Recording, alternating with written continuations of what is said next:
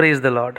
Brothers and sisters, जैसे ही हम क्रूस की बातें करते हैं तो सबसे पहले हमारे मन में जो ख्याल आता है वो है क्रूस पे प्रभु यीशु मसीह की मृत्यु, साथ ही साथ दर्द, मसीह का लहू, और साथ ही साथ हमें ये भी पता चलता है कि मसीह का जो असीम प्रेम है, दया है, करुणा है, वो भी हमारे लिए क्रूस से ही आती है। और शुरू से लेके और अब तक क्रूस ही है जो मसीह जीवन का आधार है।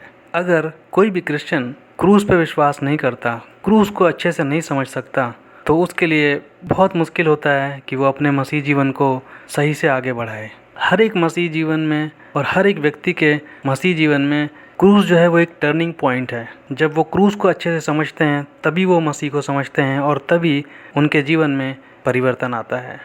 तो दोस्तों, बने रहिए इस वीडियो के अंत तक और हम देखेंगे कि कैसे आज मसीह का क्रूस हमारे जीवन को बदल सकता है। चाहे आप विश्वासी हों, चाहे आप विश्वासी नहीं हो, हर एक व्यक्ति के लिए मसीह का जो क्रूस है वो परिवर्तन ला सकता है। हम देखते हैं कि पहली शताब्दी में जब पहला प्रचार पतरस ने किया था तो उसने यही प्रचार किया था, उसने मसीह के क्रूस का प्रचार किया था।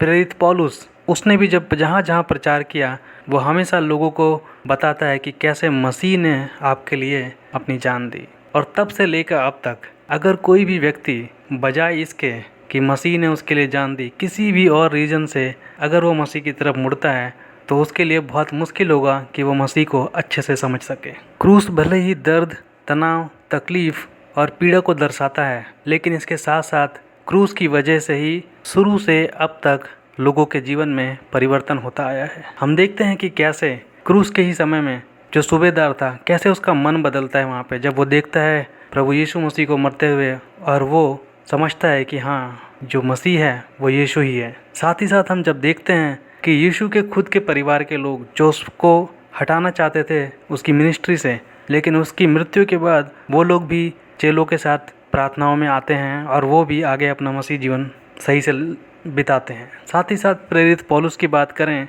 जो पहले कलीसिया को सताता था, लेकिन उनकी मृत्यु के बाद मसीह यीशु मसीह के क्रूसिफिक्शन के बाद ही उसमें एक ट्रिमेंडस चेंजेस आया और वो एक बहुत ही ज़बरदस्त प्रेरित बन सका। हम पढ़ेंगे मरकुस अध्याय 14 और उसका 22 से 44। यहाँ लिखा है, और जब वे खा ही रहे थे तो उसने रोटी ली और आशीष मांगकर तोड़ी और उन्हें दी और कहा, लो, यह मेरी देह है। फिर उसने कटोरा लेकर धन्यवाद किया और उन्हें दिया, और उन सब ने उसमें से पिया। और उसने उनसे कहा, यह वाचा का मेरा वह लहू है जो बहुतों के लिए बहाया जाता है।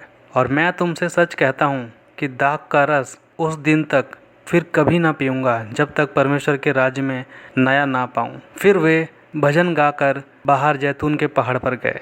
तब यीशु ने उनसे कहा, तुम सब ठोकर खाओगे, क्योंकि लिखा है कि मैं रखवाले को मारूंगा और भेड़ें तितर बितर हो जाएंगी। परंतु मैं अपने जी उठने के बाद तुमसे पहले गलील को जाऊंगा। पतरस ने उससे कहा, यदि सब ठोकर खाएं तो खाएं, पर मैं ठोकर नहीं खाऊंगा। यीशु ने उससे कहा, मैं तुझसे सच कहता हूँ कि आज ही इसी रात मुर्गे के 2 बार बांग देने से पहले तू 3 बार मेरा इनकार करेगा। पर उसने और भी जोर देकर कहा, यदि मुझे तेरे साथ मरना भी पड़े तो भी तेरा इनकार कभी नहीं करूँगा। इसी प्रकार और सब ने भी कहा। फिर वे गतसमने नाम के एक जगह में आए और उसने अपने चेलों से कहा, यहाँ बैठे रहो जब तक मैं प्रार्थना करूँ। और वह पतरस, याकूब और यूहन्ना को अपने साथ ले गया और बहुत ही अधीर और व्याकुल होने लगा और उनसे कहा, मेरा मन बहुत उदास है, यहाँ तक कि मैं मरने पर हूँ। तुम यहीं ठहरो और जागते रहो। और वह आगे बढ़ा और भूमि पर गिरकर प्रार्थना करने लग गया कि यदि हो सके तो यह घड़ी मुझसे टल जाए। और कहा, हे अब्बा, हे पिता, तुझसे सब कुछ हो सकता है, इस कटोरे को मेरे पास से हटा ले। तो भी जैसा मैं चाहता हूँ वैसा नहीं, पर जो तू चाहता है वही हो। फिर वह आया और उन्हें सोता पाकर पतरस से कहा, सिमोन, तू सो रहा है, क्या तू एक घड़ी भी ना जाग सका? जागते और प्रार्थना करते रहो कि तुम परीक्षा में ना पड़ो। आत्मा तो तैयार है पर शरीर दुर्बल है। और वह फिर चला गया और वही बात कहकर प्रार्थना की और फिर आकर उन्हें सोते हुए पाया।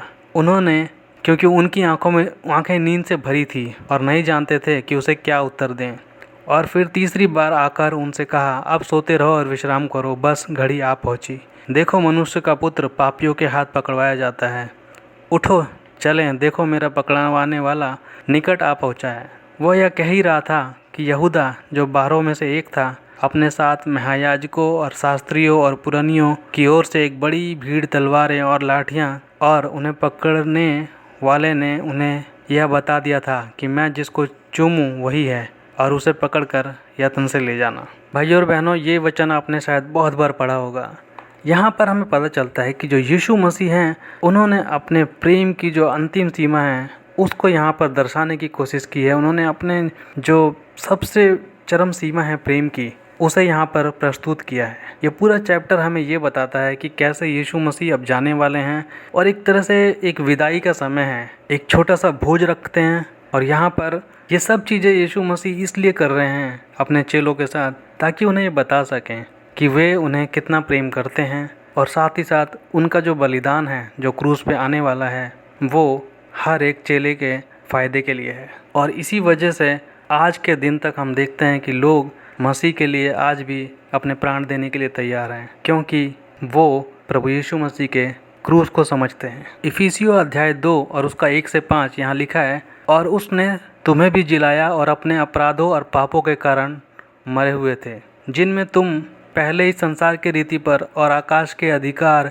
के हाकिम अर्थात उस आत्मा के अनुसार चलते थे, जो अब भी आज्ञा ना मानने वालों में कार्य करता है। इनमें हम भी सब के सब पहले अपने शरीर की लालसाओं में दिन बिताते थे, और शरीर और मन की मनसाएं पूरी करते थे, और लोगों के साथ स्वभाव ही से क्रोध की संतान थे।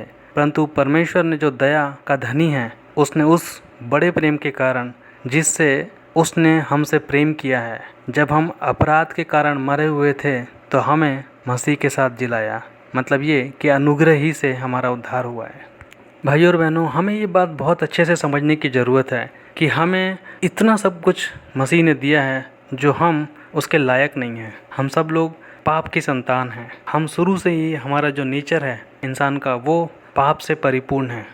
इसके बावजूद परमेश्वर ने हमारे पापों को क्षमा किया और हमें अपनाया, ताकि हम भी यीशु मसीह के उस प्रेम, उस दर्द और उस अनुग्रह को समझ सकें, और हम भी आज अपने आप को बदलें, अपने दिल को तैयार करें, ताकि हम भी बाकियों को क्षमा कर सकें। और तभी ऐसा होगा कि हम बाकियों को भी मसीह के करीब ला पाएंगे। भाइयों और बहनों, एक मसीह होने के नाते हमें ये बहुत ज़रूरी है कि हम हर एक दिन इस बात को याद रखें कि मसीह ने हमारे लिए अपनी जान दी है।